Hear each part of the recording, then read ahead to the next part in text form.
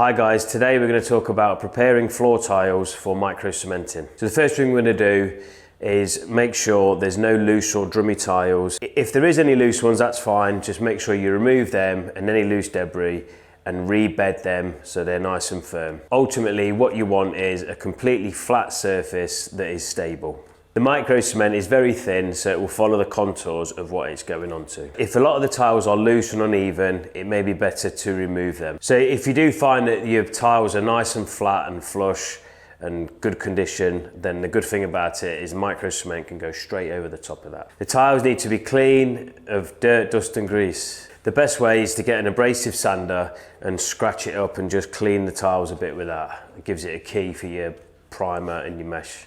Grout lines also need to be clean and free of any moisture. The next thing you need to do is flush out your grout lines, and there's a couple of ways you can do that. One is with the base coat, so you flush it out flat with the tiles and you leave that 24 hours before you do your mesh and your primer, because if you don't, I've seen it, the grout lines bleed through after, because it's got a different drying rate. And then leave it till the following day to sand off any excess so you don't micro cement on top of that.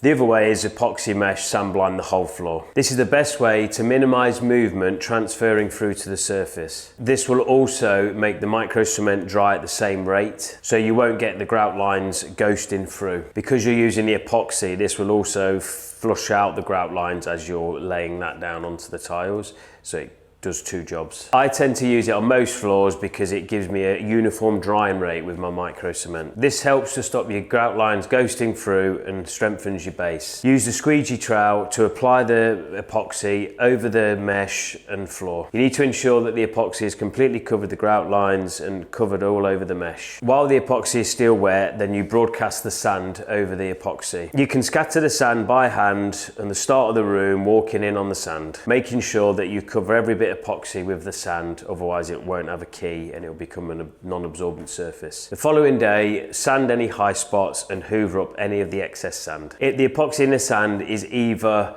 our high performance primer as an option, or it's as the floor strengthening kit. And that's it, you've got a few options now, just make sure you choose the right one for your situation.